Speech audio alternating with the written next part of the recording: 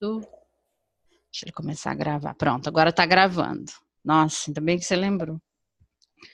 Bom, primeira pergunta é da Sarri Devi, Arlindo. A vida é sempre um jogo de ação ou reação? Ou, biblicamente falando, uma espécie de plantio e colheita? Eu quero saber se é isso que significa dualidade e se isso um dia tem fim. Ou se as próprias experiências que ocorrem na forma de ação e reação podem ser vistas sobre um único aspecto e se esse único aspecto nos levaria ao entendimento da não dualidade. E o que significa? Seria visto sobre esse único aspecto? O que significa aquilo? Assim, ela quer saber se esse mecanismo de ação e reação que é a dualidade. Sim. Se tem alguma coisa dentro desse mecanismo que a gente possa encontrar a não dualidade, se esse mecanismo pode, por si, explicar o que é não dualidade. Na verdade, a dúvida dela, na raiz, é o que é a não dualidade. Ok, obrigado, Wanda.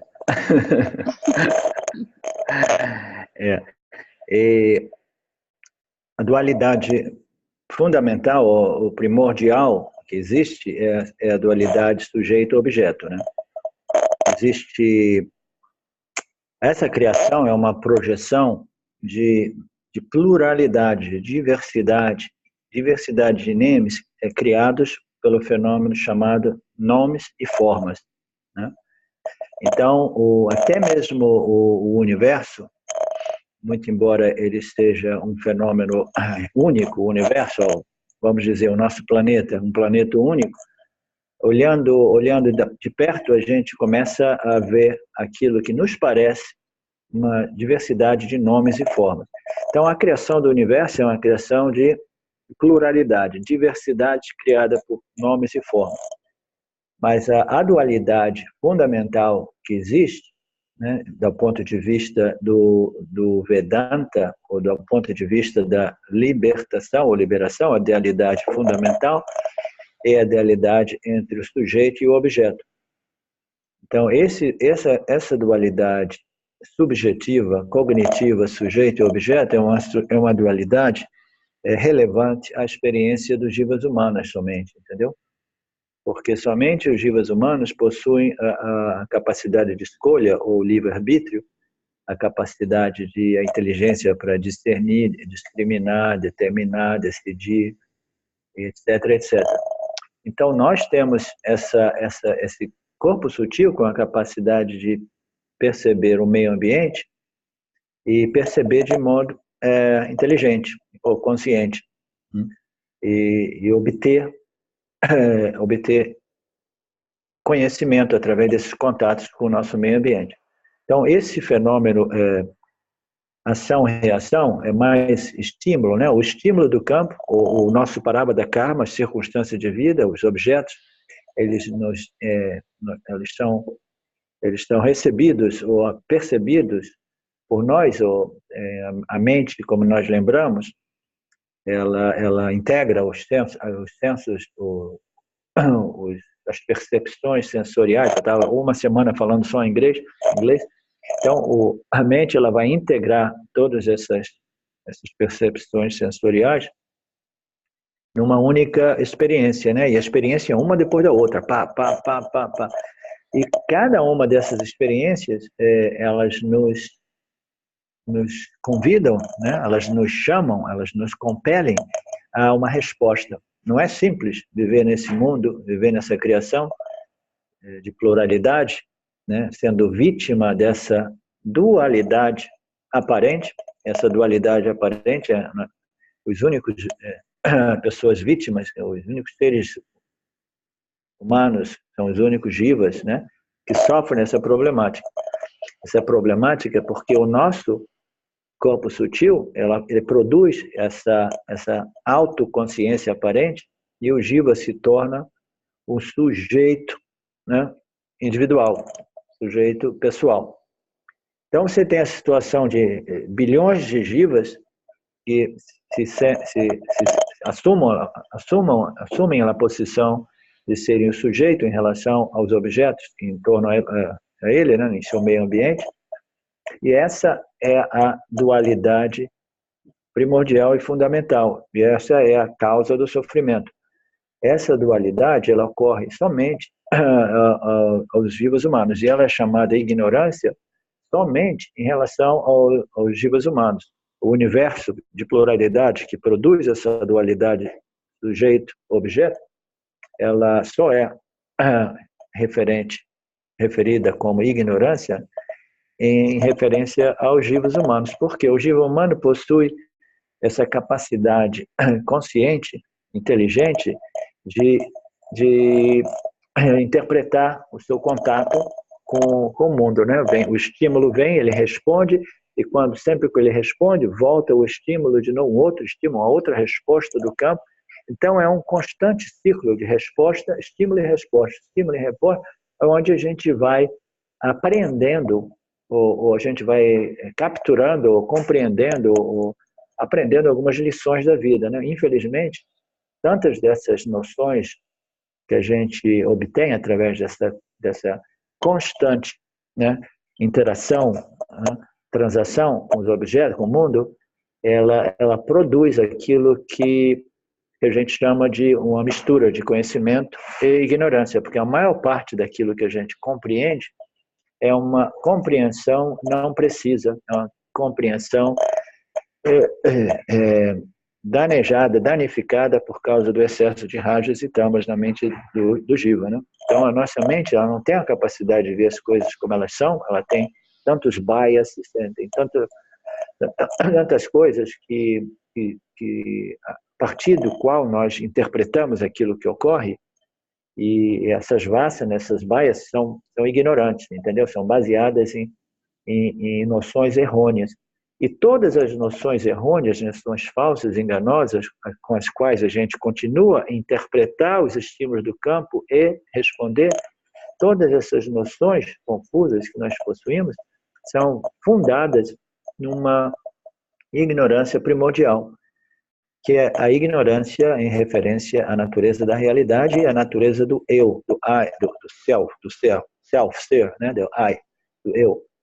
Então, o indivíduo, que é esse reflexo da consciência, ele assume essa posição de um eu, né, um sujeito individual, dentro de um contexto dualístico, eu e o resto do mundo, eu e o resto dos objetos, né, ele pensa que ele é o sujeito. E ele, imediatamente, ele plantado nesse fenômeno chamado a construção ou complexo corpo-mente, ele se identifica com o corpo-mente. Então, essa dualidade criada por Maya, né, refletindo a consciência no corpo sutil do jiva humano, produz aquilo que a gente chama de ignorância, que é a inabilidade ou a incapacidade de perceber que a realidade, a natureza da realidade é a não dualidade, que tudo o que existe é somente a consciência, ou também chamado ser pleno, não dualista. Entendeu? Então, a dualidade, uma coisa é a diversidade, né, que é a projeção. Existem dois níveis de projeções. Existe a projeção, que é a projeção de Ishvara, que cria esse universo. E depois existe a projeção dos jivas, que é uma sobreposição sobre a projeção de Ishvara. É uma projeção em cima da projeção de Ishvara. E essa segunda projeção a gente chama de ignorância, porque é uma projeção do jiva, e o jiva não consegue perceber as coisas como elas são, por causa das energias que projetam, né, e agitam, perturbam a mente, e as energias que entorpecem a mente, que são as tamas. Então, essas duas energias, elas criam aquela condição que a gente chama de penumbra, né, ou de twilight, que é aquela condição que a pessoa vai passando no final da tarde, vê a cobra, né, projeta a cobra na corda onde está lá no poço, para pegar água no balde. Então, essa misapprehension, né, essa não apreensão correta daquilo que é devido a essa condição do intelecto humano, que é uma condição de predominância de rajas e tamas e um pouco de sattva como energia de fundo Por isso que o processo de evolução espiritual depende principalmente, basicamente, do desenvolver, cultivar, desenvolver e manter uma mente satívica, né? Uma predominância de Sattva Guna. Porque somente assim nós temos chances, né? A possibilidade de compreendermos as escrituras do Vedanta, as escrituras do Upanishads, e reter, né? Compreender e reter esse conhecimento, o conhecimento direto. Sei, sim, agora eu compreendi. Na verdade, o ser é somente um, é único. A natureza do ser é igual à natureza desse I Jiva, do eu Jiva, né? É tudo o ser. Se tudo é o ser, naturalmente o Jiva só pode ser o ser. A realidade, a natureza da realidade é a não dualidade. E se tudo é a consciência, o ser, então como o Jiva pode se excluir disso, né? Então o Jiva é o ser, e é o ser, é um objeto, entre todos os objetos que nós conhecemos em nosso planeta, o único capacidade de reconhecer isso, porque é o único objeto que reflete a consciência, e esse reflexo que a gente chama de Jiva é o reflexo. Esse reflexo, quando é um reflexo a partir de um corpo sutil, né, que bounce, né, como se diz bounce, quando é um reflexo que vem de um espelho, do material, de mirror-like, o material tipo espelho, né, a escritura chama dos corpos sutis a mirror-like apparatus, uma mirror-like substância, uma substância como um espelho, refletor. Esse refletor, quando ele está condicionado por Sattva Guna, ele reflete a consciência, e essa consciência tem a possibilidade de compreender melhor como estão as coisas aqui, né? O que é quais são as leis da natureza, como a gente deve responder. Nos foi dado o livre-arbítrio, e não só o livre-arbítrio nos foi dado, o livre-arbítrio nos foi dado, mas nos foram dadas as escrituras. O livre-arbítrio sem escritura é um desastre, entendeu? É um desastre total, porque sem as escrituras, esse livre-arbítrio, ele naturalmente, mecanicamente, ele vai ser dominado somente pelo que eu gosto e o que eu não gosto, o que eu quero e o que eu não quero, entendeu? Essas vasanas preferenciais que depois deixam de ser preferências e viram uma questão de vida ou morte, de matar ou morrer, mas eu quero o que eu quero. Então, se você não tem as escrituras, se nós não temos as escrituras, a gente vai explodir esse planeta. Por isso que é importante a gente continuar propagando as escrituras, entendeu? A ignorância, ela é autodestrutiva, né?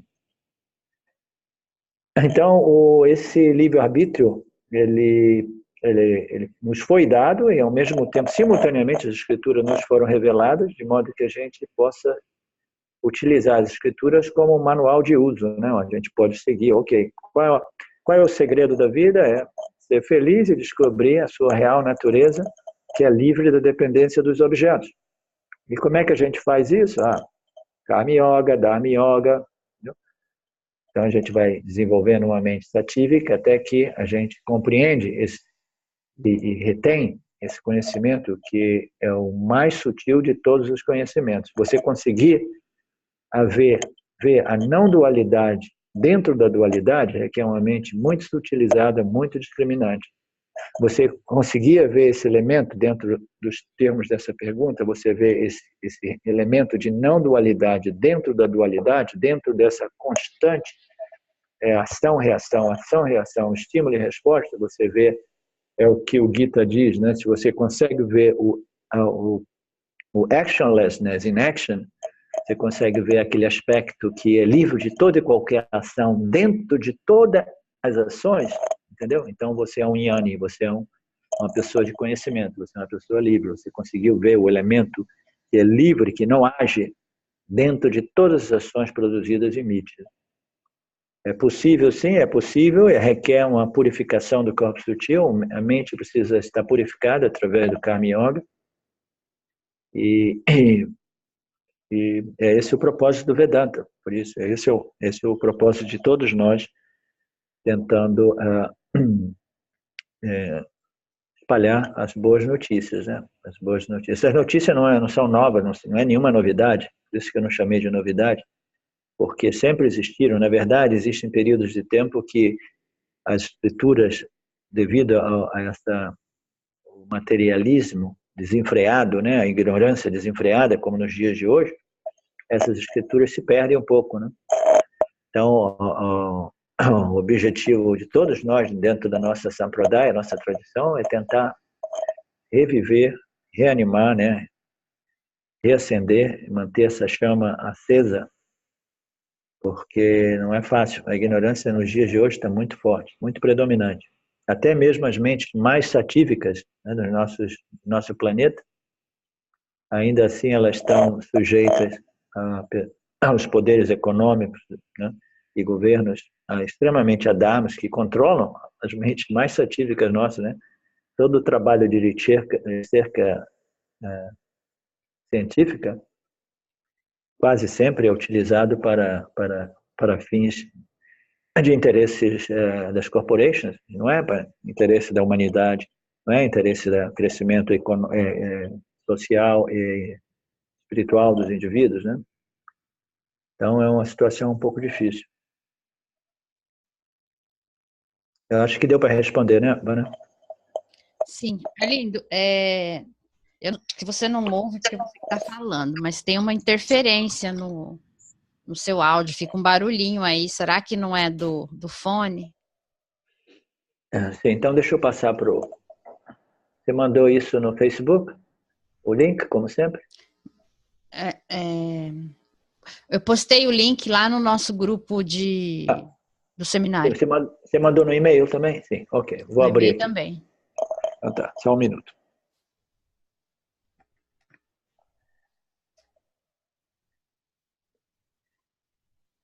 Ok? Sim? Não, tá aqui ainda. Eu estava querendo sair. Como é que eu faço para sair daqui? End meeting. Not see. Oh, leave. Leave meeting. Daqui a pouco ele entra, então, pessoal. Vamos dar uma aguardada aí.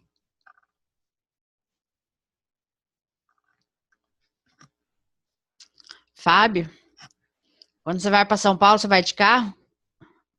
Essa vez eu não fui. Dessa vez eu fui de ônibus até São Paulo e de São Paulo eu fui com o pesquisador que foi até o local comigo lá no carro dele. Porque olha... Por quê? Não, porque eu fui de carro uma vez, né? Até Ubatuba, de São Paulo a Ubatuba. Eu achei difícil, assim, dirigindo trecho, muito morro, muito... Nossa Senhora. Você desceu por Taubaté? Acho que foi Você pro lembra? Taubaté. Rodovia Oswaldo Cruz. Acho que foi isso daí mesmo. É, uma serrinha bem difícil mesmo. Dificílima. Ok. Ok, Arlindo. Sim. Posso ir para a segunda pergunta? Sim. O Carlos está perguntando se pode mandar o link pelo Facebook. O que é? Qual link? Ele está falando do encontro aqui? Uai, ele está na sala já? Explica aí, Carlos, qual link seria? Ele já está na sala? Acho que ele quer que posta no Facebook. Eu estou a ver porque o telemóvel é muito pequenino, eu não vejo bem. Eu gosto de ver no Facebook, que é para estar a ver bem. Ah, entendi. Não, Mas não esse sei onde é que é programa disso não atrás. abre no Eu estou Facebook. aqui à procura desde o começo e não encontro aqui no Facebook. Não, Carlos, essa sala não abre no Facebook. Isso aqui é um programa específico, você não vai conseguir assistir pelo Facebook. Eu entendi sua questão. Não tem como, tá? E entrando pelo Zoom não consigo? Eu abro o Zoom, mas... É onde você está, né? Uai, você pode abrir o Zoom em qualquer lugar, no computador, no telefone, mas é Eu abro o independente. computador, mas não aparece nada. É porque você não deve ter o programa instalado no computador, você tem que instalar o programa. Por isso que Não, está instalado. Senão eu não conseguia abrir. eu vou mandar o link, então, para você agora no Facebook, tá? Obrigado, desculpa. Não, imagina.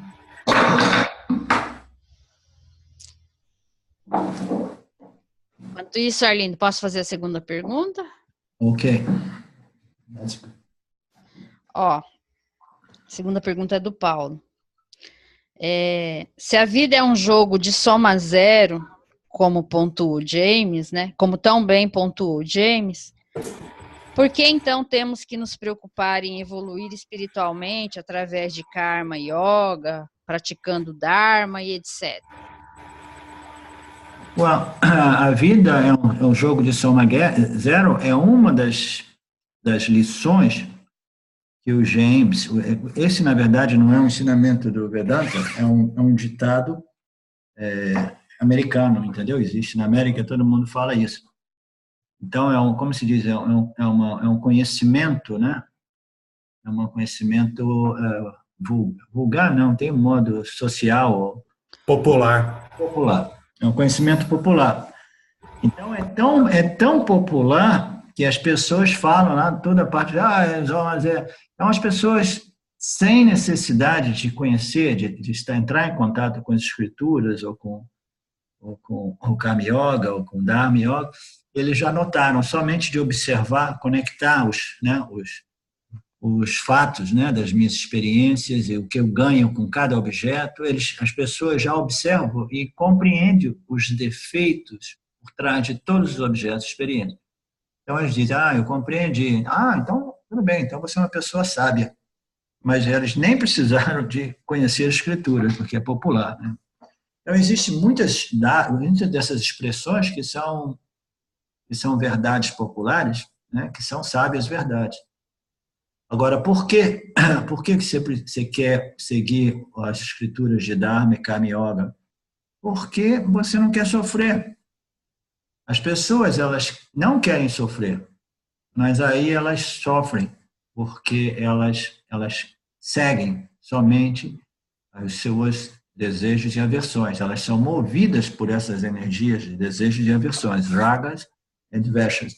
Então, essas energias, elas conduzem, elas propelem, elas governam, elas dirigem a vida da pessoa, né? E o que causa esses desejos e aversões? Causa um problema mais fundamental daquilo que a gente chama de samsara. Esses desejos e aversões, eles causam apego e dependência ao objeto.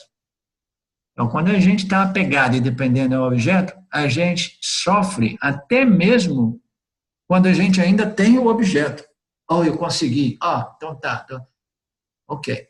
Mas essa é a obtenção, esse sucesso em obter o meu objeto de desejo, por si mesmo já tem um defeito enorme, porque mesmo eu lá, crista da onda, curtindo o meu objeto de desejo, eu estou sofrendo aquela ansiedade derivada daquela preocupação de que mais cedo ou mais tarde esse objeto ele vai fugir das minhas mãos, né? Então, toda e qualquer, ou até mesmo que não ocorra isso, só a ideia de assim, o exemplo mais simples é, eu preciso encontrar o amor da minha vida, encontrou, maravilhoso. Aí, imediatamente, você conseguiu, mas você já começa a sofrer. Você começa a sofrer porque você viu que você está apegado e dependente, e aí vem aquele pensamento, e aquele cara mais bonito, aquela menina mais bonita, te chamar a atenção? Então, todos esses pensamentos, né, começam a torturar a pessoa, porque mesmo quando a gente obtém o objeto, a gente já sofre essa ansiedade de, se eu perder, a gente, inconscientemente, a gente sabe que existe uma dependência, entendeu? E ninguém gosta de depender do outro, de ficar usando o outro de muleta, né? Então, é na natureza da experiência humana que a gente segue esses movimentos de desejo e aversões, desenvolve apego e dependência e sofre.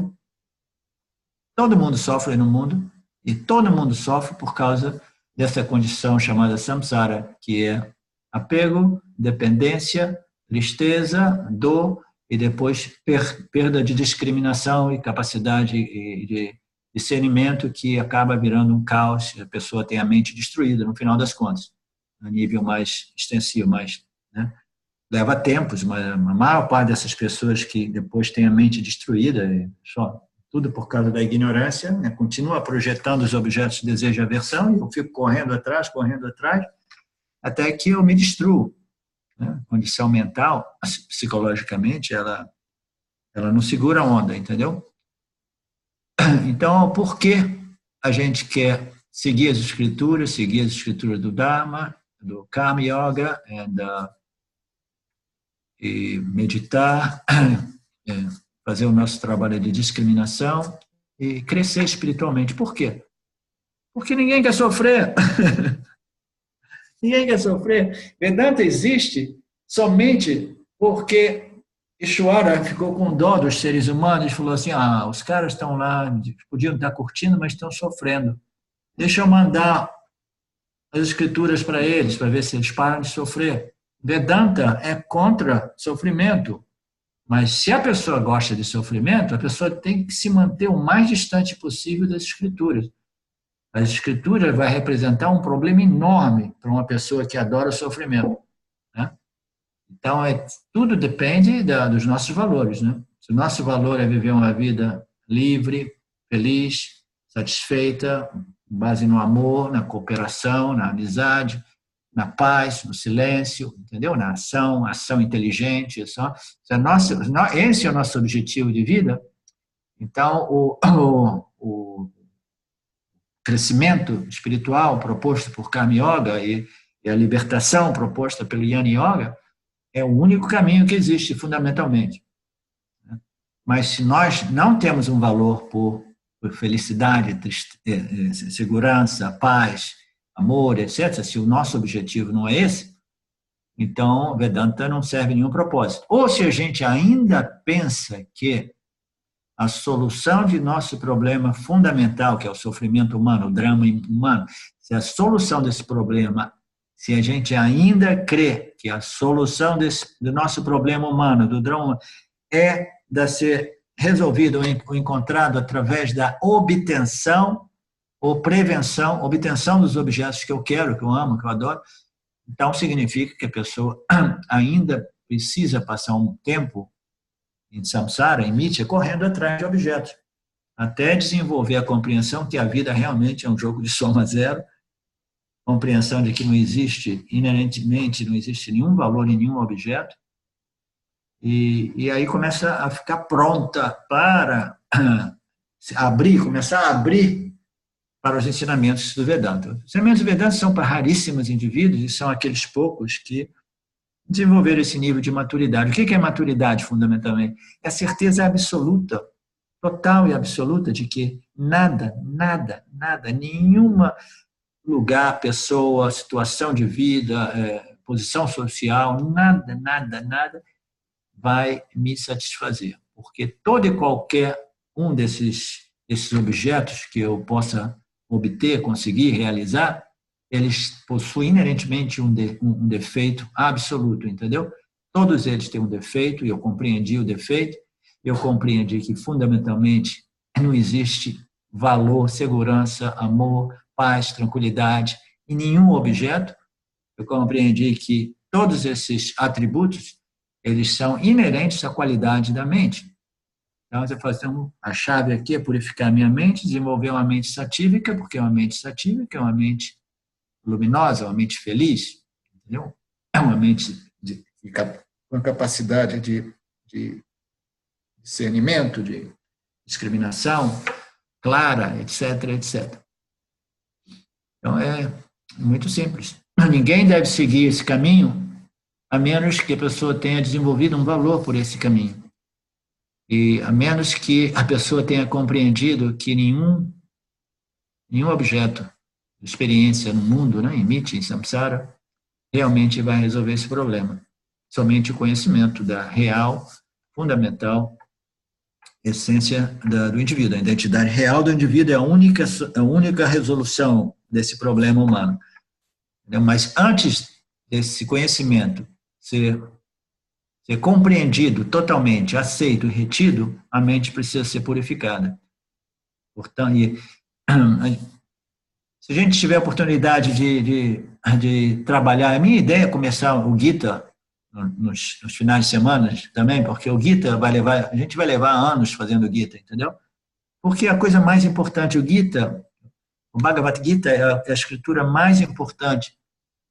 Ela é a síntese, ela é a condensação dos Upanishads, dos Vedas. Os Vedas apresentam os Upanishads no final, e o Karma Yoga e todas as outras. Antes do Karma Yoga existem outros aspectos da espiritualidade, a religiosidade humana, baseada em rituais, etc. Um pouco mais além de todo esse aspecto ritualístico, existe o Karma Yoga, que contém também alguns rituais, mas são de uma maturidade superior. E, no final das contas, os Upanishads, que é Jnana Yoga. Então, tudo isso aqui é condensado no Gita. O Gita condensa tudo isso numa história, né, muito vívida, muito divertida, né, como se fosse uma novela escrita, muito bem escrita, onde o ser é representado pelo indivíduo, né, chamado Krishna, o Sansara, o Jiva, é representado por Arjuna. Então, na medida que a gente for estudando o Gita, vai ficando sempre mais claro, e mais claro, e mais claro para a gente que a única saída dessa problemática humana é o autoconhecimento. E o autoconhecimento requer uma mente preparada, purificada. Mas o Gita, por si mesmo, já tem um valor enorme, porque a gente compreendendo que seguir o Dharma e compreender as leis da natureza, né? As leis que operam no mundo físico, materialista, e as leis psicológicas e éticas, né? Kármicas, compreender tudo isso, naturalmente, se a gente compreende isso, a gente vai querer seguir o Dharma, a gente vai querer, entendeu? Responder de modo apropriado, a gente vai querer pensar e agir de modo satívico, porque a gente viu que não só é no interesse do meio ambiente dos outros, mas principalmente meu próprio interesse, é o único modo de a gente crescer espiritualmente. Se a gente chega e diz, não, esses são os 20 comandamentos, essas são as normas de condutas e você tem que fazer isso, porque senão você vai ganhar uma multa. Nos países mais desenvolvidos, as pessoas seguem as leis dhármicas, sejam elas de trânsito, sejam elas fiscais, econômicas ou sociais, elas seguem porque ali elas são punidas realmente. No Brasil, muita gente não é punida, né? Então, seja por medo da punição, ou seja por compreensão, o melhor para a gente, seres humanos, de modo a manter um pouco de harmonia, todo o resto da criação vive em harmonia. Nós somos os únicos que quebramos essa harmonia. Então, seja até mesmo por medo de punição, é importante que as pessoas sigam o Dharma, sigam essas leis naturais do universo, as leis sociais, as leis psicológicas e kármicas, porque isso cria harmonia, e a harmonia produz peace of mind, paz, tranquilidade, todo mundo fica tranquilo, ninguém está matando ninguém está agredindo ninguém, etc, etc. Mas quando você apresenta essas leis, né, as leis dhármicas, kármicas, psicológicas, quando você apresenta tudo isso e com uma lógica explicando o porquê, então você já não as segue por medo de punição, entendeu? Porque qual é a punição de uma estrutura religiosa como o cristianismo? Se você seguir, você vai conseguir um pedaço de terreno em paraíso, né? Mas se você não seguir, você vai ficar queimando no inferno eternamente. Então, esse é o medo da punição. Mas quando você chega no Vedanta, o Vedanta apresenta pura lógica, de tal modo que nós não precisamos de seguir nenhum dessas lógicas conceituais de vida de modo cego, né? Aquela fé cega não é uma coisa do Vedanta. O Vedanta não propaga e nem quer, é proibido a fé cega. O Vedanta simplesmente ajuda o indivíduo a pensar e compreender, analisar sua própria experiência e compreender que é para o bem dele mesmo, para o bem de todos, para o bem do seu crescimento espiritual, agir de modo apropriado e em tempo apropriado, em harmonia com todos os outros seres, né? Então, quando você tem essa lógica, esse corpo de ensinamento, que é a lógica pura, então você simplesmente, eu compreendi, agora eu realmente compreendi o valor de tudo isso e eu vou seguir isso não porque alguém está me forçando como professor, papai, mamãe, o padre, entendeu? Não, eu tenho problema com autoridade. Tudo bem, Vedanta não é autoridade. Você é a sua autoridade. A gente apresenta lógica, você analisa, aí você segue. Se você realmente compreendeu, você segue, porque você sabe que é no seu interesse. Entendeu? É diverso. Essa é a diferença entre preaching e teaching. Preaching são esses caras que vão por aí dizendo isso, sem nenhuma explicação. Aí as pessoas, tudo bem, é legal, a natureza da dualidade é a não dualidade, tudo que existe é a consciência, e eu sou a consciência e eu sou livre. Tudo bem. Mas não existe nenhuma lógica para sustentar essas afirmações. Então, o que ocorre? As pessoas vão por aí, elas se iludem, não, eu não tenho nada para fazer, eu sou livre, isso e aquilo, blá, blá, blá, e ficam agindo de modo feio, né? Criando, passando uma reputação negativa para a espiritualidade, né? Vendendo, passando suas noções erradas.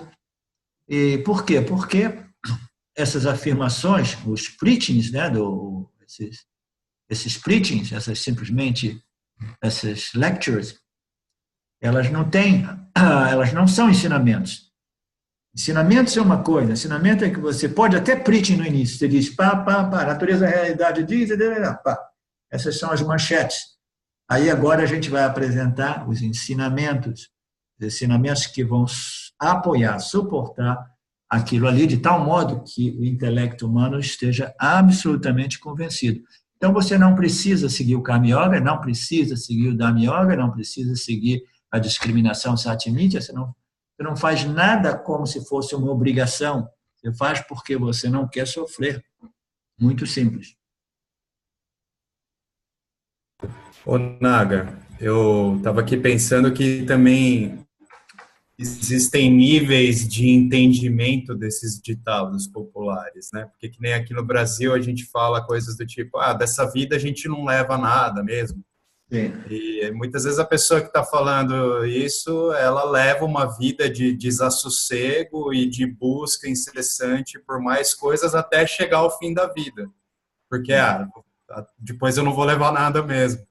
Sim. E a vida é um jogo de soma zero, é mais ou menos por aí também, né? É um ditado popular, então tem níveis, tem uma grande verdade, mas as pessoas entendem cada um a seu modo, né? Exatamente, elas não entendem isso em sua real profundidade, né? Cada um fala isso, depois vira um ditado popular superficial para a maioria das pessoas, elas não compreendem a profundidade de um como esse. Na vida não se leva a nada, né? Não tem nada mais profundo do que isso, porque se você realmente compreender isso, é totalmente aflito, tentando acumular coisas e sempre ter mais milhões até o momento da sua morte, entendeu? Não vai levar nada, né? Exato. Mas as pessoas não assimilam, como você disse, é muito, muito interessante, muito importante. Poucas são as pessoas que realmente contemplam esses movimentos populares, né? E assimilam o significado deles mesmo.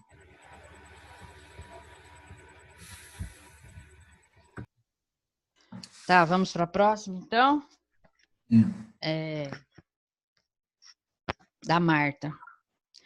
Se o Jiva é um composto construído a partir das vasanas, isso significa que essas vasanas que formam o ego do Jiva, a personalidade dele é fruto delas. Elas formam esse corpo e esse ego apenas para que ele trabalhe em prol da realização dos desejos dela? Ou a personalidade é uma espécie ou o ego é uma espécie de árbitro que busca gerenciar e direcionar os desejos das vasanas para que elas não entrem em conflito, e assim o seu mecanismo de satisfação, que é o corpo, funcione por mais tempo, de maneira melhorada e melhor. Entendeu, Arlindo? Sim, mais ou menos. Eu entendi que a questão é se as vasanas elas constroem o nosso corpo, a nossa construção corpo-mente, elas são construídas a partir de nossas vasanas. Então, o objetivo dessas vasanas, do Jiva, né? Vasanas é que opera esse equipamento chamado Jiva, é simplesmente aquele de tentar obter esses objetos de desejo e evitar os objetos de aversões. Então, nada mais é do que isso, né? Isso vai construindo toda aquela estrutura, os samskaras, aqueles padrões do caráter, né? A personalidade, os padrões de comportamento, etc. Então, o objetivo da vida, parece, assim dizem as escrituras, é essa, né? essa máquina de vasanas que produz o Jiva, e o Jiva continua correndo atrás de objetos de experiência, e de tal modo que essa mesma vida, que é como se fosse é dura, é sofrida, é difícil, é como se você estivesse polishing, lucidando. Você sabe, para lucidar alguma coisa, você precisa de uma superfície muito áspera, né? Uma superfície áspera, você vai lucidando o seu caráter, a sua personalidade, entendeu? Através da frição com as lições que a vida vai te dando, né? Todas essas interações, né? Essas transações com estímulo e respostas, de momentos de prazer, de momentos de dor, de frustração, depressão, conseguir, tudo isso a gente vai extraindo compreensões que vai lucidando, né? O corpo sutil do Jiva, né? O ego do Jiva, a personalidade do Jiva. Isso é o que a gente chama de crescimento espiritual, e parece que o objetivo da construção corpo-mente do Jiva humano é essa de chegar aqui, ficar perdidão, né? Porque não compreende bem o que está acontecendo e é para lá e para cá correndo atrás de objetos e acaba ficando preso, atacado, apegado e dependente a objetos, aí sofre, aí volta de novo, as mesmas vasanas vão dar continuidade a esse processo, aí sofre, alguns momentos de prazer, momentos de dor. A dor maior, porque a gente vai experimentando prazer e dor, aí depois de uma certa idade, quando a gente chega nos 60, 70, aí o corpo vai ficando fraco, a mente vai ficando fraco, aí problema de açúcar, colesterol e pressão alta, etc. A mente vai ficando sempre mais apática, tamásica, etc. Aí o sofrimento é maior ainda, entendeu? Você encarar esse fato natural na vida, que é a velhice e a doença antes da morte, você encarar isso e curtindo, né, vivendo com satisfação, com alegria, com amor e agradecimento, requer uma maturidade enorme, monstruosa, entendeu? Você praticamente, ou você tem que ser um Karma Yoga muito avançado, ou você tem que ser um Jnani, um autorrealizado, para lidar com a adversidade chamada velhice e doença e morte. Então, a vida é feita de prazeres e dores. A gente vai ficando mais velho, a gente começa a experimentar mais dores e menos prazer, mais dores e menos prazer. E com o tempo, a gente começa a desenvolver maturidade. A gente começa a ver, qual é o propósito da vida? Eu passei uma vida inteira correndo, e aqui não estou levando nada e estou praticamente sofrendo mais do que nunca agora, porque eu estou velho, ninguém me dá atenção, isso e aquilo. Então, esse processo de vida, que parece cruel de vez em quando, é aquilo que vai processando essa lucidação, essa purificação e essa maturidade que permite ao Jiva viver de modo saudável, né, como um sábio, né, wise, e essa sabedoria, viver de modo elegante, sábio, etc., só é possível mesmo através do autoconhecimento. Isso é o que a gente chama de moksha ou liberação. A libertação dessa agonia humana, que é viver né, sofrendo esses prazeres e dores, que quase sempre culminam com muito mais dor, quase nenhum prazer, entendeu? Então, é um processo natural. A única saída é o autoconhecimento, mas o autoconhecimento requer uma purificação grande da mente. Eu tive essa oportunidade, quando eu voltei da Índia, eu fiquei estudando o Gita, me apaixonei mais ainda pelo Gita, e fiz esse seminário, que foi um sucesso enorme na Espanha, e eu vou continuar estudando Gita, eu quero me aperfeiçoar no Gita, porque o Gita possui tudo. Possui a yoga da preparação, purificação, e a yoga do autoconhecimento. Não existe nenhum outro modo para sair dessa problemática humana, de transcender, crescer, né? To grow out of it. Transcender isso é somente através do crescimento espiritual. Mas isso é uma coisa que somente raros indivíduos maduros vão compreender isso e vão correr atrás desse crescimento espiritual.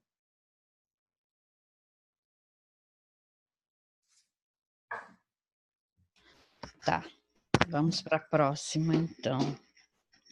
É do Rogério essa.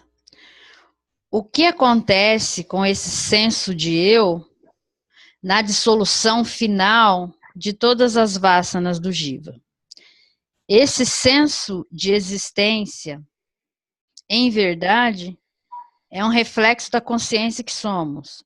Então, me parece que mesmo que esse Jiva se ilumine e resolva suas vasanas, a consciência que somos vai continuar animando e vivificando outros jivas, outras formas de vida.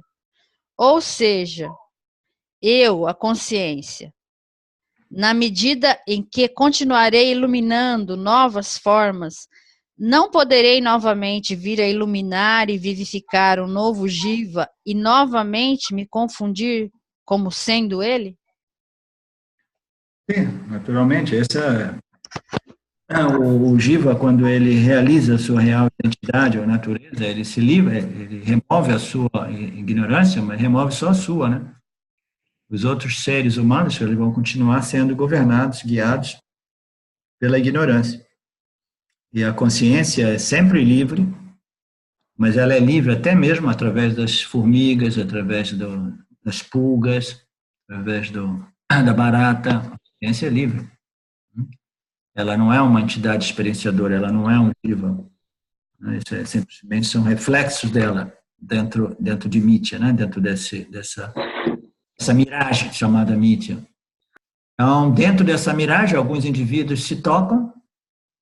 Esse processo de purificação é um processo de desenvolvimento do citocômetro, como a gente falou no outro dia, né? Eles se tocam e aí eles se livram do seu sofrimento. Então, eu sou a consciência, né? Eu sou a consciência refletida, eu sei que fundamentalmente eu sou a consciência, eu sou livre, e esse conhecimento, quando ele é direto e imediato, ele produz esse efeito, né, na mente do jiva, que imuniza o jiva contra todas as pegadas da vida, esses sofrimentos da vida, derivado de obstrução de desejos, né, ou coisas que eu não quero que ocorram, né, situações desfavoráveis.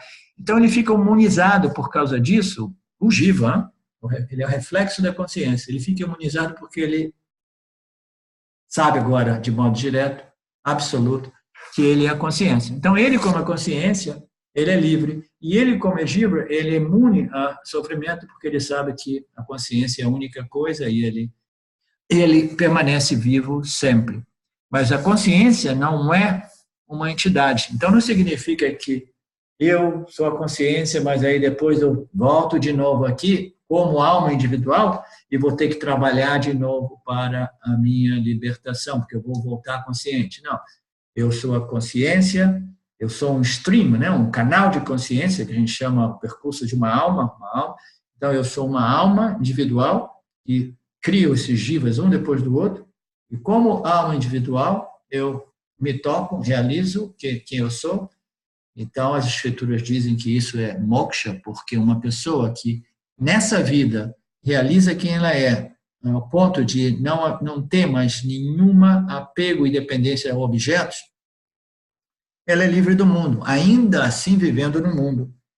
Mas as escrituras dizem, e faz todo sentido, que uma pessoa nessas circunstâncias, o Jnani, ou Jivanmukta, ele muito provavelmente ele não retorna a imídia e constrói um corpo novo. Ele não assume um corpo novo e recomeça, porque aquilo que faz com que a gente sempre assuma um corpo novo são os nossos desejos e aversões. As nossas vasanas é que constroem o equipamento necessário para que essas vasanas continuem o seu percurso de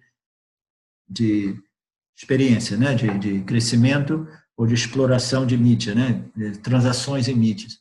Então, a gente continua fazendo isso, e a gente pode observar isso no nosso dia a dia. Quando a mente nossa está resolvida, quando a gente está livre daquela aflição, aqueles pensamentos na nossa mente que diz, eu preciso disso, eu preciso daquilo, está faltando isso, está faltando aquilo. Quando esse sentimento de falta, de necessidade, ele se resolve em alguns momentos da nossa vida, a gente não corre atrás de nada. A gente vem aqui, quando a gente nasce, a gente vem aqui para correr atrás de coisas. E a gente sabe no nosso dia a dia que quando a nossa mente está resolvida, todos aqueles pensamentos, né, de que eu preciso disso, sem isso eu estou fodido, etc, etc. Quando esses pensamentos eles se dissolvem, a gente fica muito relaxado e tranquilo, até mesmo sentado sem fazer nada, entendeu? A gente está, uau, a vida é linda. O que é linda na vida? A existência. O que eu gosto na vida? Eu gosto da minha existência. O que existe mais valioso na vida? A minha existência consciente. Então, você se contenta com a sua existência, porque a sua mente está resolvida. A sua mente não pensa que a sua existência depende de obtenção e manutenção de objetos. Então, na nossa experiência, a gente já percebe que quando a gente resolve aquele problema da ignorância temporariamente, a gente não fica mandando esse corpo e essa mente correr. Vai aqui, vai ali conseguir isso. Vai. Entendeu? A gente fica constantemente dizendo para o corpo e a mente correr atrás de coisas. Quando a mente está resolvida, a gente diz assim, de repente eu não preciso nem mais do corpo e a mente, porque eu estou curtindo a minha existência. Então, as escrituras dizem que o Jnani, ou Jivanmukta, ele não retorna, se ele não tiver mais karma, se ele não tiver mais essas energias de que alguma coisa está faltando, eu preciso de obter, eu preciso de resolver alguns casos, entendeu? Se essas energias de desejos e aversões, elas foram resolvidas, não existe o porquê dessa alma retornar em samsara, que é um lugar onde a gente experimenta muito sofrimento. Esse lugar onde a gente experimenta muito sofrimento é simplesmente com o propósito de a gente chegar a um ponto de obter esse conhecimento que liberta a gente, né, desse labirinto, desse oceano chamado samsara. Então, algumas pessoas dizem, mas eu curto. A pessoa curte na medida que ela está curtindo, ela está exaurindo, né, ou gastando o seu punya karma. Mas quando você gasta o punya karma, mais tarde aí você vai cair de novo na mesma situação. O papa karma vai começar a vir e você vai começar a experimentar sofrimento. Então, esse parece ser o propósito da vida mesmo. A gente vem, a gente cresce, a gente se liberta e aí a gente não precisa mais voltar. Não é que a gente se iluminou, aí depois a consciência constrói, não. As minhas vasanas se dissolvem. As minhas vasanas, elas constroem individualmente, né? Aparentemente, tudo isso é uma realidade. Ela constrói o meu percurso de alma individual, entendeu? Elas constroem. Então, esse stream of life, esse stream of consciousness personificada como Jiva, ela se dissolve porque essas energias elas não têm a força suficiente para manter aquilo que a gente chama o ego, o indivíduo, esse fenômeno, né? Esse fenômeno separado e independente do oceano da consciência pura. A outra pergunta é da Lu. Ela pergunta: a ignorância é inerente ao tempo? Sem espaço-tempo, poderia existir ignorância? Parece que enquanto houver tempo, haverá evolução. E enquanto houver evolução, haverá ignorância. Ou seja, enquanto o universo existir, existirá ignorância? Essa é uma pergunta muito legal, é filosófica, é difícil. Você pode, profunda, você pode repetir, por favor? Ela pergunta: a ignorância é inerente ao tempo? Sem espaço-tempo, poderia existir ignorância? Parece que, havendo tempo, haverá ignorância. Não, parece que, havendo tempo, haverá evolução. Enquanto houver evolução, haverá ignorância. Ou seja, enquanto o universo existir, existirá ignorância. Ela está querendo dizer que a ignorância é inerente ao universo, as duas coisas não se separam. Ela associou a ignorância ao aspecto mais fundamental da ignorância ao conceito chamado tempo, né? Tempo é um dos conceitos, né, que a dualidade produz, esse fenômeno chamado dualidade produz essa sensação de tempo e espaço. Por quê? Porque a ignorância é a não apreensão da real natureza da consciência. E é natural, porque a ignorância é universal, ela sempre existiu e todo mundo aqui só é nato, só nasce a partir dessa ignorância. Então, você me permite só um minutinho que eu vou ver aqui se é o meu filho tentando me conectar.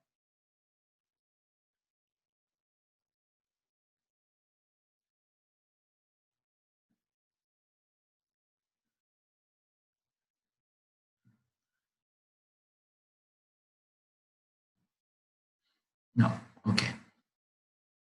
Vou falar com meu filho daqui a pouco.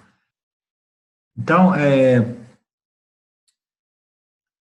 a ignorância é essa incapacidade nossa, que é compreensível e natural, porque o Maia tem um poder mágico, né, de produzir, né, dualidade, diversidade.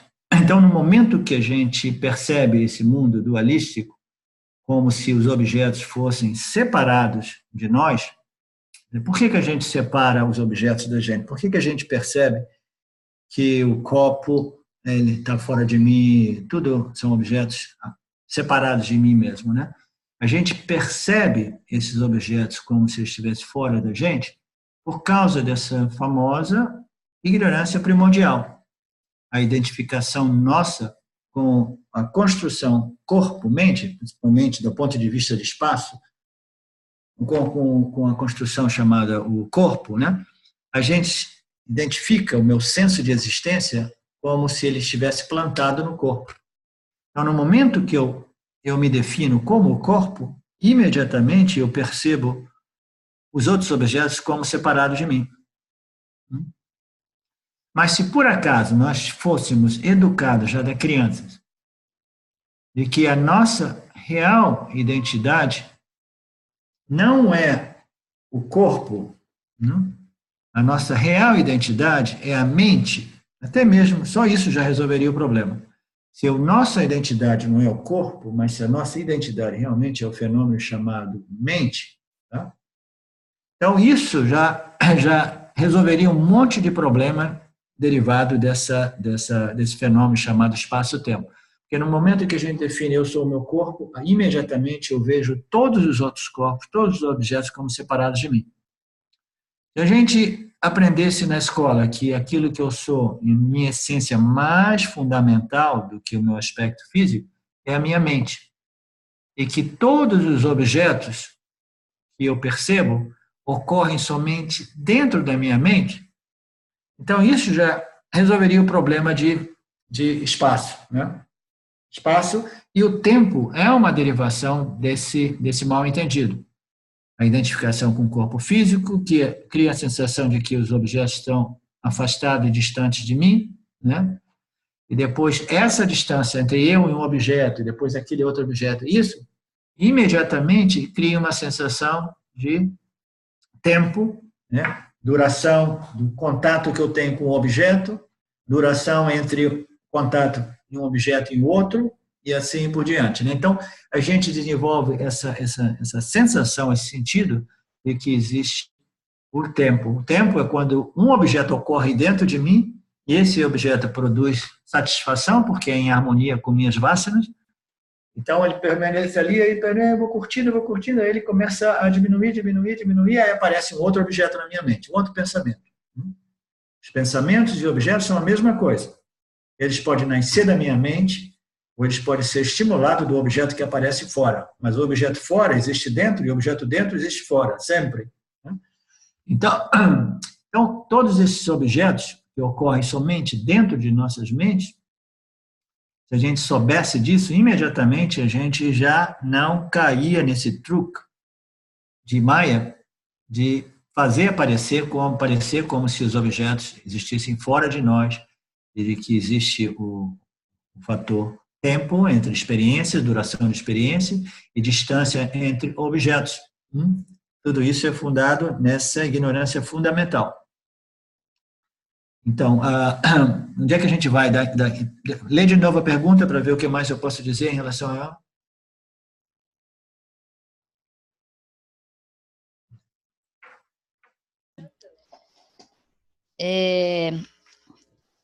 A ignorância é inerente ao tempo? Sem espaço-tempo? Não. Ok, a ignorância é um produto, o tempo é um produto da ignorância, isso a gente já resolveu.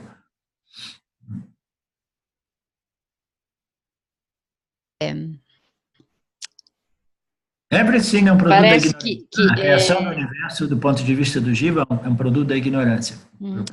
Enquanto houver evolução, haverá ignorância. Ou seja, enquanto o universo existir, existirá ignorância?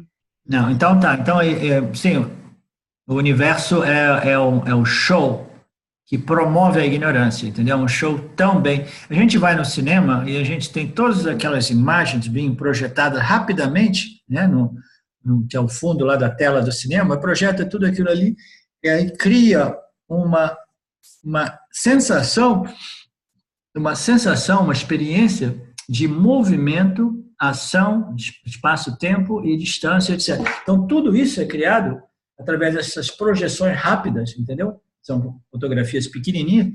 Então, do mesmo modo, o universo é essa projeção, entendeu? Que cria esse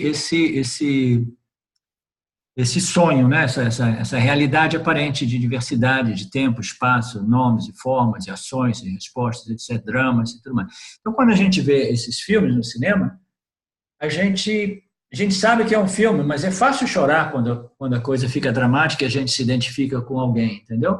Dentro real, me identifiquei com esse ator e agora ele está morrendo, aí eu começo a chorar, fiquei triste, etc. Eu fiquei feliz porque o meu ídolo ganhou, venceu, né? Dentro do filme. Então, a gente se identifica com essa projeção criada por Maya, que é a projeção do universo, e isso é natural, é comum, porque é uma projeção muito bem feita, né? Muito mais bem feita do que a analogia que a gente usa como a projeção na tela do cinema. Agora, o Mithya, ele nos dá uma impressão de evolução, entendeu? Essa evolução, na verdade, ela nada mais é do que uma constante modificação. Essa projeção, ela é projetada através de pura inteligência, puro conhecimento e pura inteligência. E essa inteligência, que é a definição de Ishvara nada mais é do que pura inteligência, Deus é pura inteligência. Essa inteligência não é uma inteligência dinâmica, não é uma inteligência estática, né? As leis da natureza não são estáticas, elas se aprimoram constantemente, porque todo esse universo, né, a natureza desse universo, é em constante modificação. Em Mithya, tudo se modifica constantemente. A harmonia é mantida, a inteligência de Ishvara mantém a harmonia do universo, né? Todas essas leis maravilhosas, equilibrando, tudo é interconectado, tudo é interconectado. O ser humano ele vai rolando cada vez mais porque ele vai fazendo algumas ações e depois não consegue perceber quais são os produtos, os resultados que ele não vê dessas ações, Quando a gente vê, a gente criou muito CO2 na camada da atmosfera, a gente fez buracos na proteção de ozônio, que foi uma proteção que o Ishvara colocou ali para a gente, para filtrar todas aquelas radiações tóxicas. Então, tudo é projetado de modo perfeito. A gente vai fazendo as coisas e aí a gente vai se enroscando, né? Se enrolando, criando dificuldade. A gente sabe que a gente produz o oxigênio, o gás carbônico, e as plantas produzem o oxigênio. Então, existe uma harmonia. Todos os vivos do universo, todas as criaturas produzem a CO2 e as plantas produzem o oxigênio para a gente. Então, a harmonia, balança, equilíbrio total. O que a gente faz? A gente começa a crescer a população, e para crescer a população, a gente vai produzindo sempre mais CO2 e a gente vai cortando sempre mais árvores que equilibravam o sistema, produzindo oxigênio. Então, Ishvara é esse equilíbrio, essa harmonia inteligente que ela se modifica constantemente, entendeu? Dependendo das circunstâncias do field. Então, a gente vê como evolução, mas, na verdade, é adaptação. E agora nós temos uma problemática, que é a problemática dos seres humanos, que explodiu, né, a população humana no planeta, talvez não tenha sido a primeira vez, né, e a gente, né, danejou o nosso meio ambiente, danificou o nosso meio ambiente a níveis tão extremos nesse momento, que muitos cientistas dizem que é irreversível, né? O que a gente causou é irreversível, a extinção da nossa civilização humana é uma coisa quase que irreversível. Então, Ishvara, essa inteligência dinâmica, ela vai continuamente, né? Ela vai se adaptando, reencontrando equilíbrio, né? Os seres humanos guiados pela ignorância, né?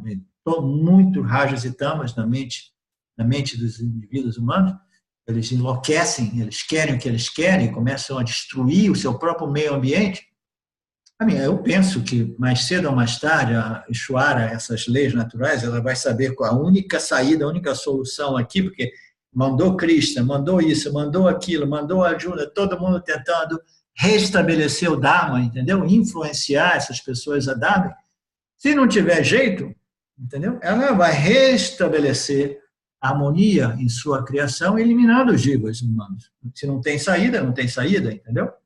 Ou simplesmente produz uma doença que elimina, né, 80%, 90% dos seres humanos, de modo que a natureza, né, as leis naturais, elas consigam restabelecer a harmonia do sistema, né? Então, a gente vai vendo Ishvara é pura inteligência e a gente percebe, olhando de perto, numa visão mais estreita, a gente vê como evolução. A natureza de Nitya é aquilo que constantemente se modifica de um momento a outro. E ela se modifica segundo essa lei, que é a inteligência, conhecimento puro, que está sempre reencontrando a harmonia e equilíbrio. Tá? Então, aparece como evolução, mas nada mais é do que essa constante dinâmica de Nitya, de manter a harmonia de todas as suas leis, todo o seu campo de ações. Tá, a próxima pergunta é do Marcos. Tenho 40 anos e sei que a juventude passou. Basicamente, em todos os empreendimentos da vida, tive fracassos.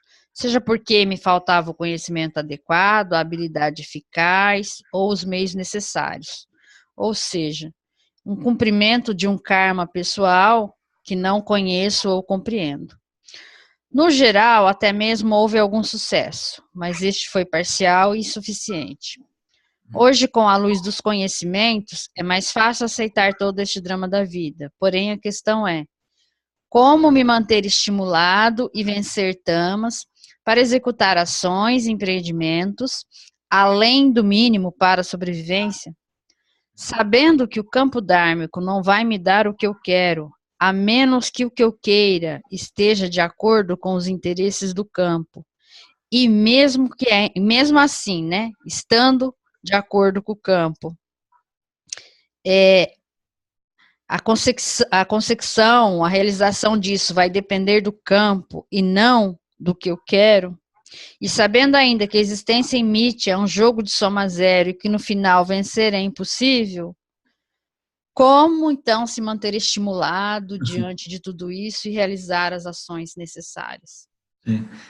Somente a compreensão mantém esse nível de estímulo, de confiança, de motivação, entendeu? De positividade. Você precisa compreender o que é o Karma Yoga.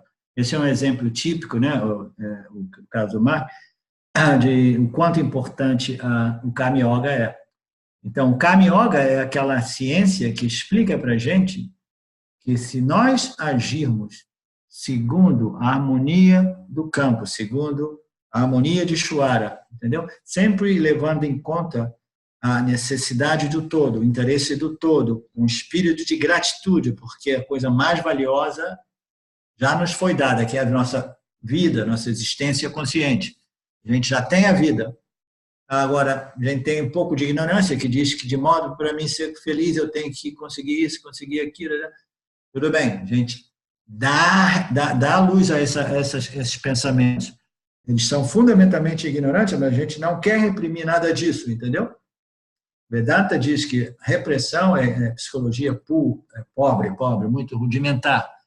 A gente tem que crescer, transcender a ignorância, não reprimi-la.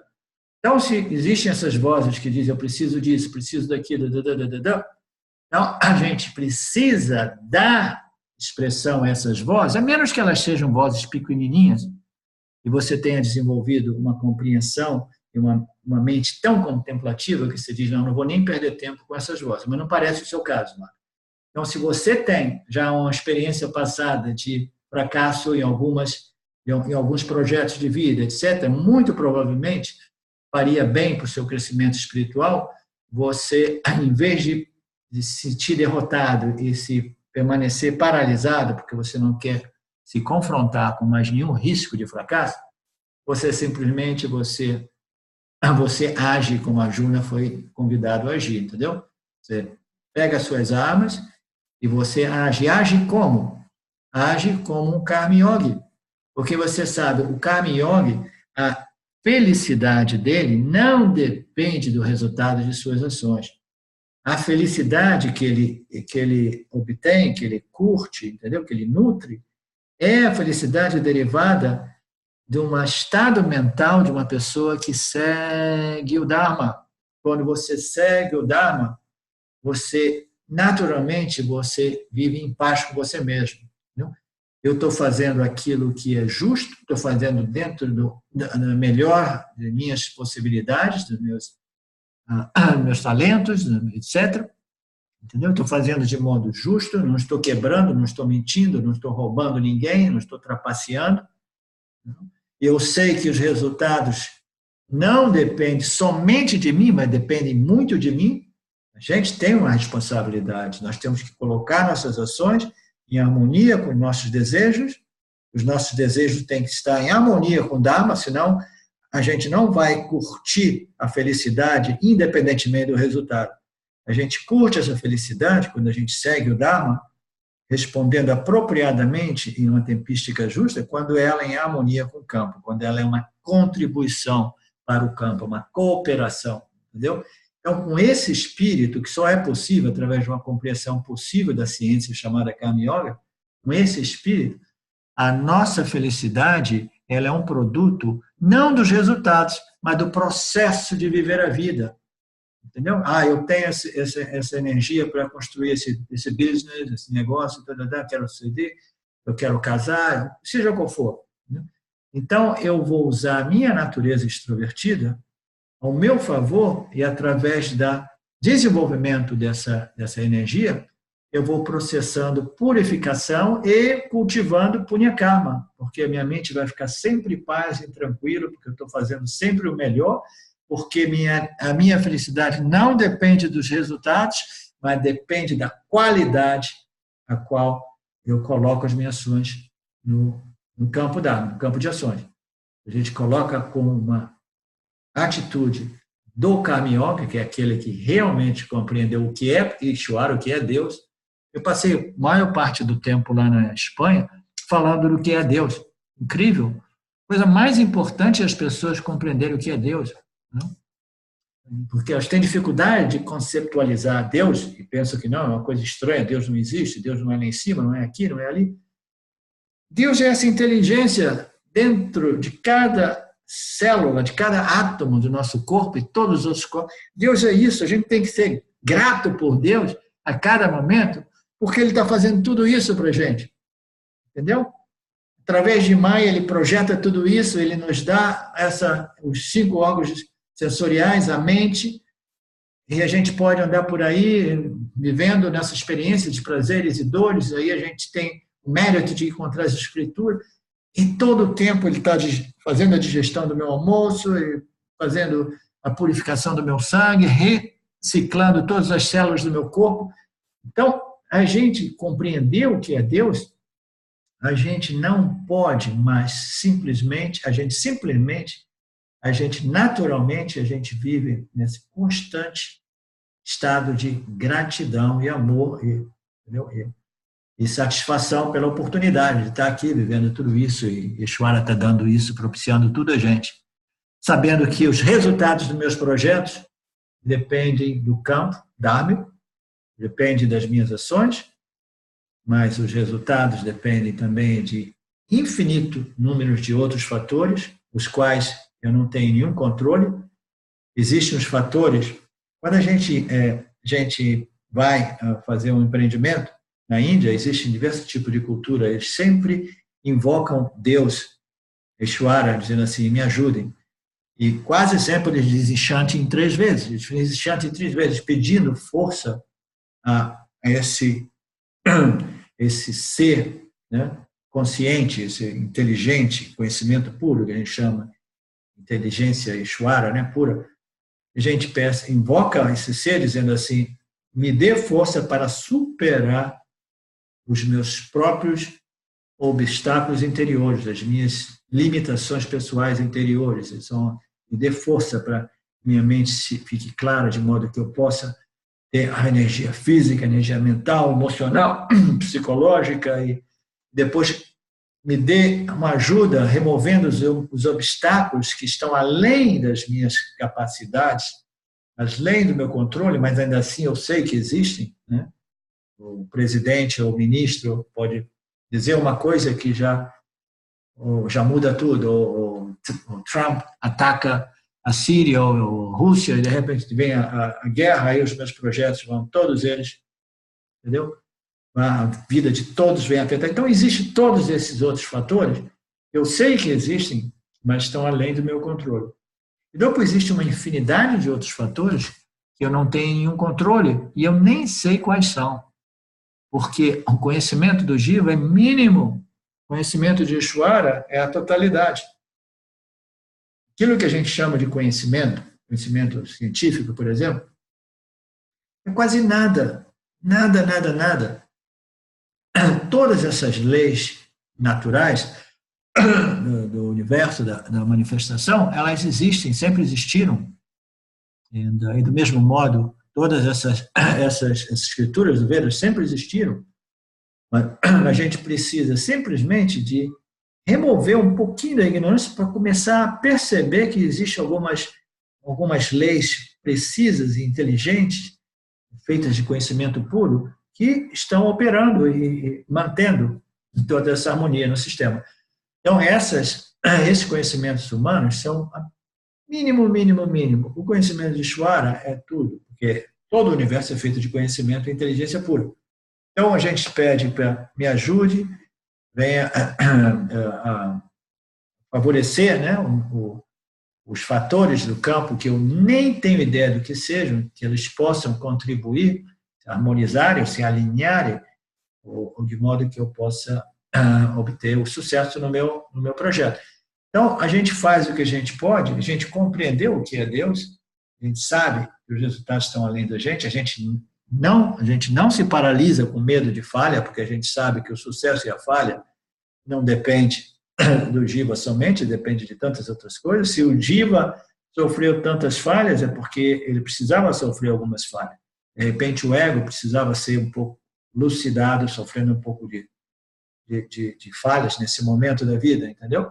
Aí é o momento que a escritura chega, você, ok, você tem que sair dos tamas, chama essa energia, né? Compreenda a escritura do karma e do dharma e comece a reconstruir a sua vida, né? De modo que você possa ir curtindo a sua vida independentemente dos resultados.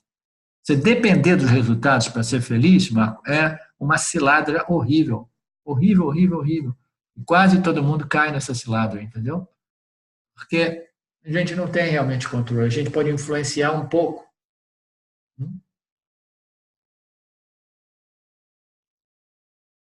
Bacana, lindo. Posso dar uma pergunta? Anda, posso dar uma pergunta, né, Marcos, aí? Assim, Tuzita, eu estou preocupada com o tempo. Tem aqui a última pergunta, eu prefiro Então bom.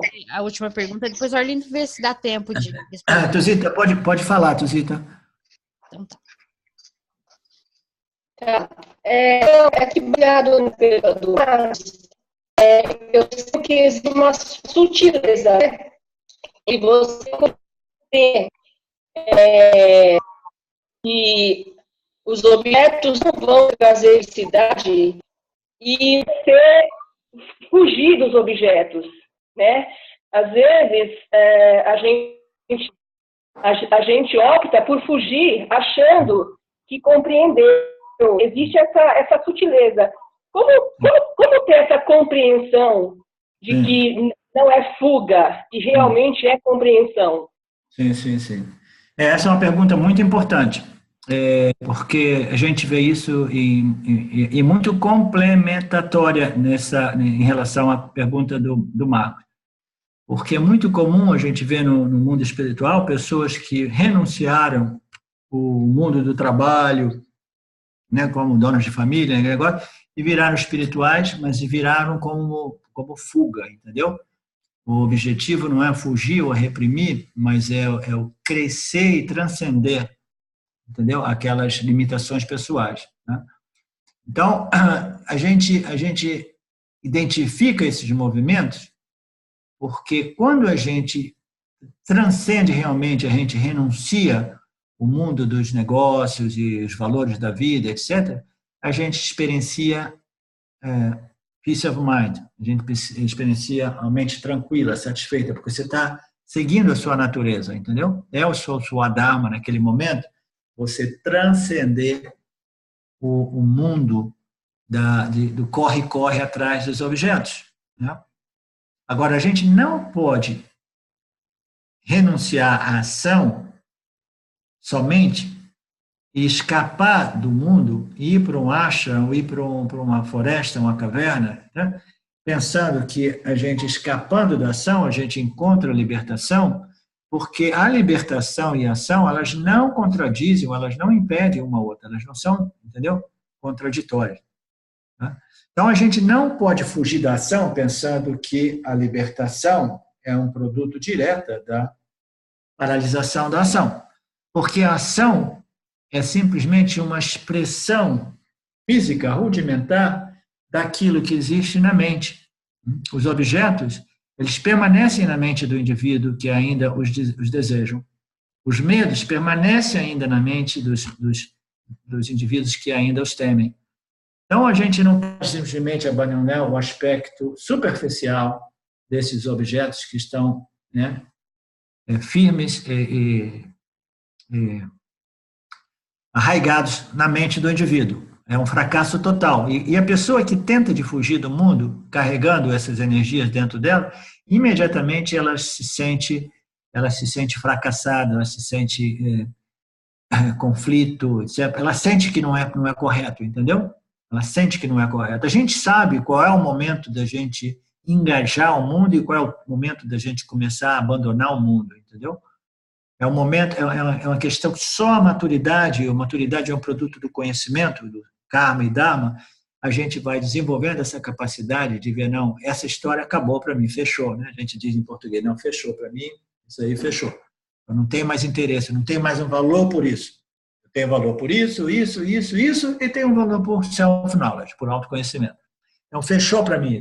Então, a gente vai transcendendo esses valores somente na medida que a gente compreende o defeito desses valores, a limitação desses valores, entendeu? E o fato que, inerentemente, nenhum objeto possui nenhum valor. Essa é a verdade absoluta. É difícil, é perigoso dizer isso, muito obrigado por sua pergunta, porque aí algumas pessoas imediatamente possam, né, inferir, dizer, se não existe felicidade em nenhum objeto, então eu não vou correr mais atrás de nenhum objeto. Mas essa é uma desculpa de uma mente tamásica que quer justificar ela mesma, dizendo, não, eu ouvi dizer que não existe, intrinsecamente não existe nenhum valor, nenhum objeto. Então eu não corro atrás de mais nada, eu simplesmente tomo cerveja, vejo televisão, e como pizza e permaneço vivendo de modo mais tamásico possível, né? Então, o indivíduo ele sabe quando ele está realmente transcendendo alguns valores através da compreensão e quando ele está simplesmente tentando fugir. Quando ele tenta fugir, ele vai se sentir inadequado, sentir fracassado, vai se sentir pequeno. Ele sabe que ele vai ter um conflito. O ego vai dizer assim, não, você é tão espiritual, mas dentro vai ter aquela outra voz dizendo assim, pô, você é um fracasso. Mas quando você realmente transcende, você se sente em paz com você mesmo. Esse é o termômetro que nos permite de ver, entendeu? Esse é um ponto importante mesmo. Porque até quando a gente tem essa necessidade, essa energia que nos compele a desenvolver os nossos projetos, é importante que a gente siga esses movimentos, entendeu? É importante que a gente siga, não, eu preciso obter isso, eu preciso de construir minha casa, eu preciso de construir o meu business, eu preciso de ter um relacionamento íntimo, eu preciso... Então, tudo bem, fundamentalmente você não precisa de nada, tá? Mas a mente está ali dizendo, você precisa, você precisa, você precisa, você precisa. Uma mente que está sendo agredida por essas noções, ela não vai ter sossego se você tentar reprimir essas noções. O único modo é você dar expressão a essas noções com o conhecimento do Karma Yoga, com a atitude do Karma Yoga. Entendeu?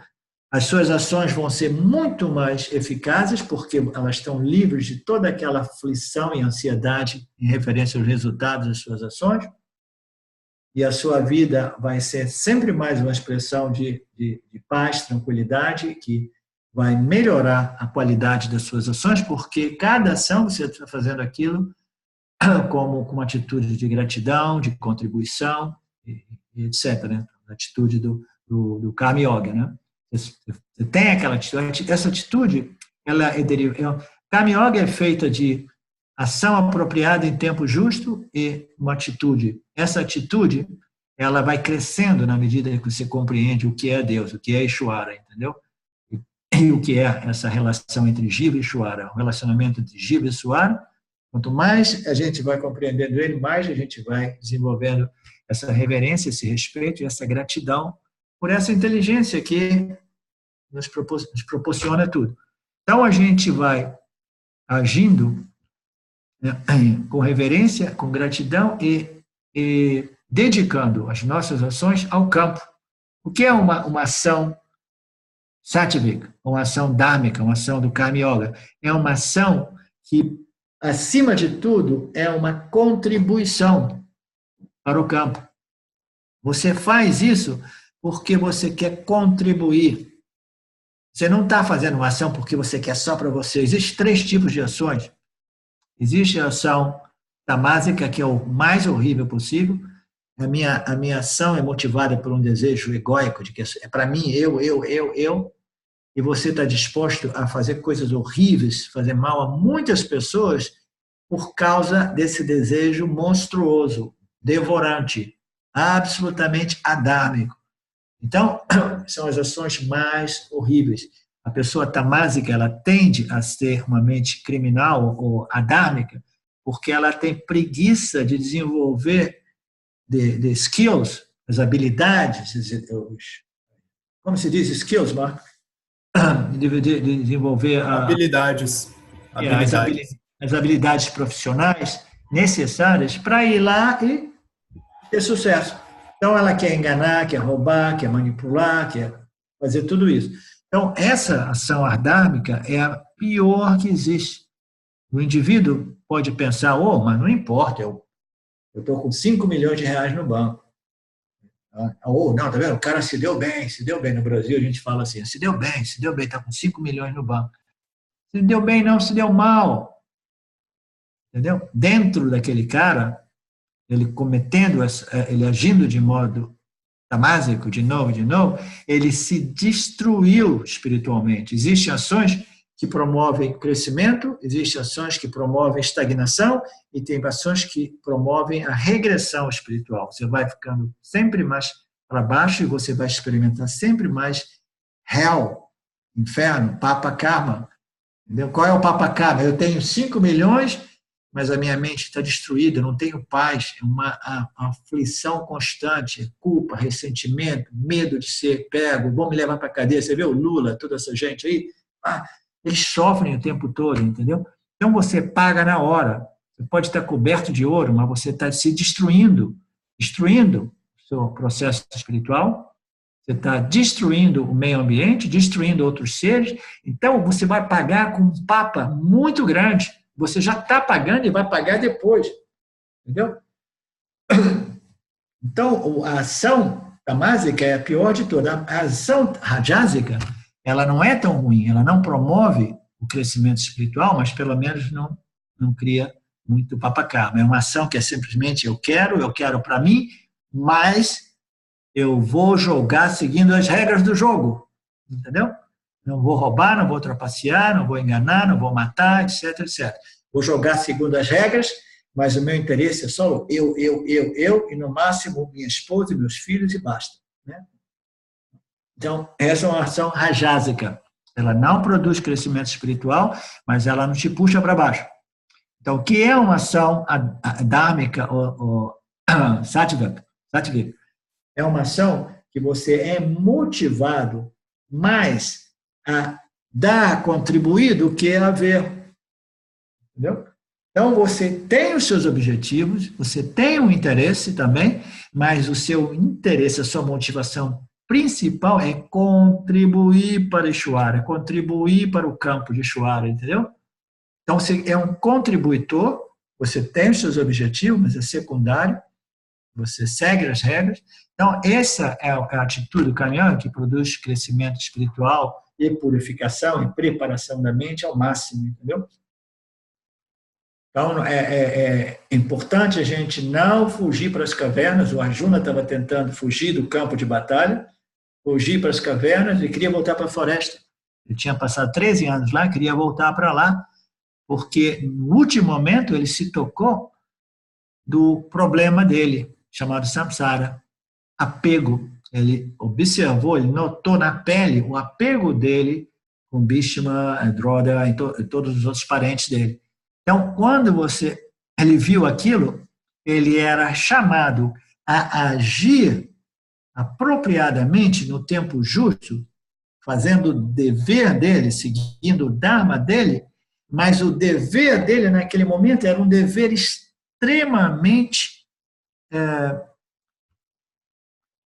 desprazeroso. Mas é um dever. Então, às vezes, a gente é chamado a agir, mas é um sacrifício. Aí que as escrituras falam sobre o espírito de sacrifício. Muitas vezes a gente tem que sacrificar os nossos desejos compulsivos, nossos quereres. Eu. Ele estava apegado, ele chamado a agir, segundo a Dharma, ele era ali para restabelecer o Dharma. O apego dele fez com que ele permanecesse cego, e aí ele começou a querer violar, quebrar o Dharma, porque ele queria fugir para as florestas para ficar meditando. Né? Uma pessoa vê assim, não, naturalmente, ele é espiritual, ele tem tanta compaixão, etc., ele não quer matar. Não. Ele estava pagando o preço daquilo que a gente chama samsara, apego, dependência, tristeza, dor, e perda de discriminação e de discernimento. Então, voltando para o fio da sua questão, a gente não pode simplesmente abandonar esses desejos que a gente tem, e a gente tem que seguir esses movimentos, mas seguir ele na linha do Dharma, compreendendo Karma e Dharma, e assim fazendo a gente está processando essa purificação do nosso intelecto, e a gente está curtindo as nossas ações. A gente não mais é dependente dos resultados, né? A gente vai curtindo porque a gente tem aquele senso, aquele sentido de satisfação, porque eu estou fazendo a coisa certa, fazendo a coisa justa.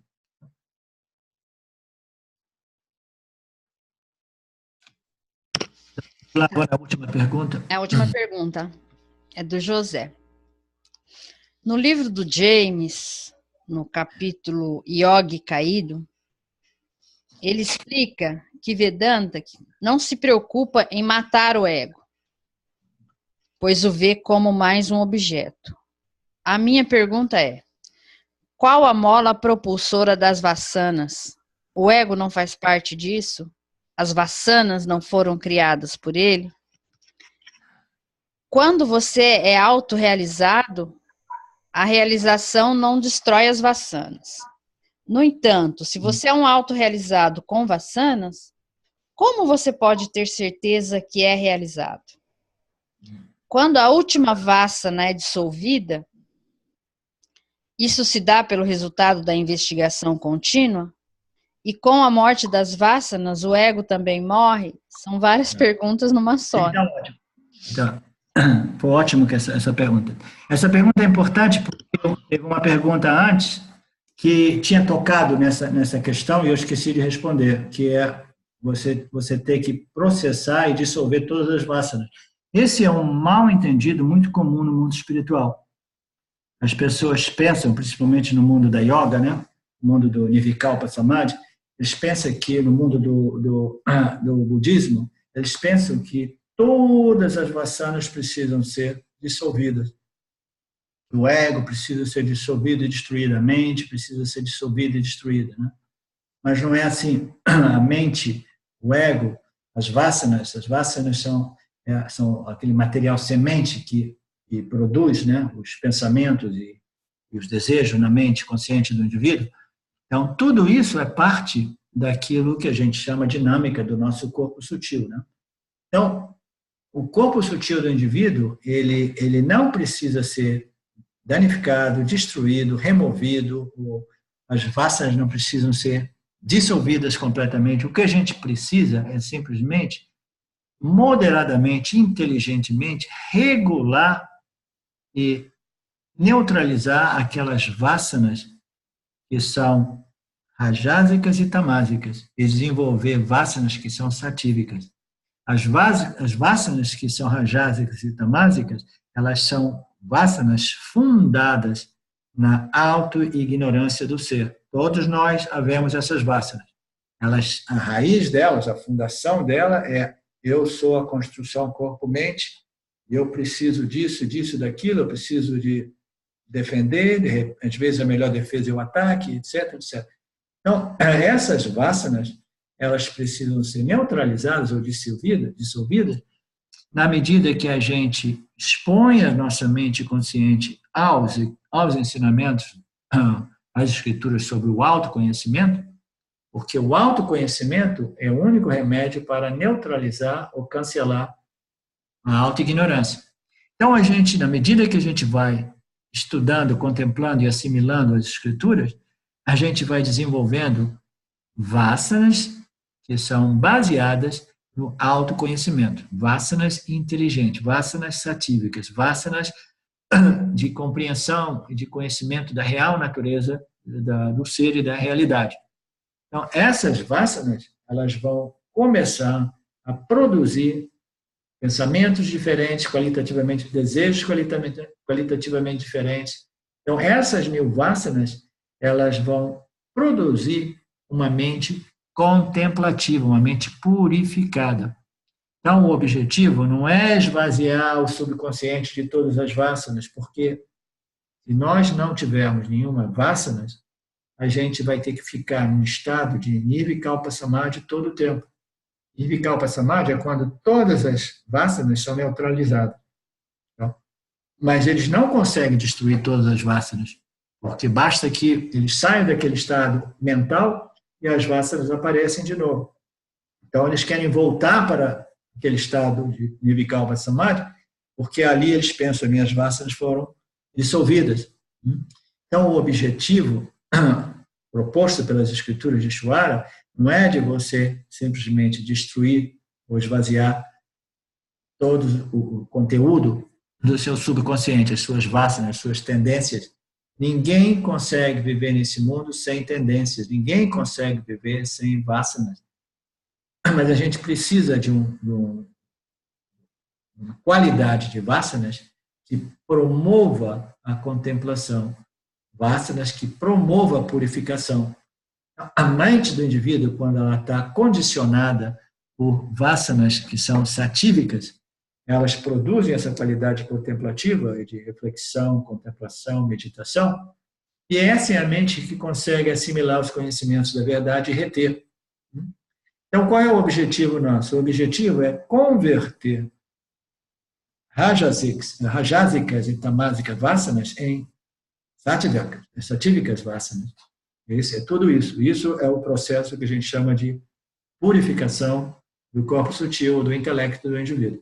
E somente um corpo sutil ou intelecto purificado é capaz de compreender, assimilar e reter o conhecimento Tatsvamasi. Eu sou a consciência pura. Então, legal, eu gostei porque eu pude falar um pouco sobre isso, que eu esqueci antes. Então, o indivíduo, quando ele sabe quem ele é, quando ele é um Jnani, quando ele é purificado, e quando esse conhecimento é firme, as vasanas continuam operando ele. Mas elas são vasanas que produzem satisfação, prazer, amor, tranquilidade, paz, etc, etc. São vasanas que produzem o sofrimento, produzem o oposto do sofrimento, a felicidade. Então, o objetivo do Vedanta é remover a infelicidade, a dor, né? E produzir uma vida condicionada por vasanas satívicas que produzem shanti, paz, amor, tranquilidade, clareza mental, entendeu? Etc, etc. É isso, Arlindo. Acabaram as perguntas. Ok. Então tá. Wanda, se eu precisar, eu falo com você mais tarde, tá? Eu vou tentar encontrar você. Tá bom, pode chamar pelo Zap. Aquele outro assunto. Então, lembra de fazer um encontro com o Fábio e com a Ruth? Ah, sim. Vou fazer. Um abraço a todos vocês e até a semana que vem. Tá bom, Arlindo. Obrigado, Obrigada, gratidão. Carlos, Carlos está perguntando aqui se vai ficar gravado e disponível. Vai, Carlos. Ainda hoje eu tento subir no YouTube e passar o link, tá? Fábio, eu vou falar com você daqui a pouco pelo Zap, tá? Gente, tá bom. Obrigada. Bom domingo. Já ia falar bom sábado. Bom domingo a todos. A gente se vê semana que vem. Vai se falando lá pelo Face. Um abraço. Tchau.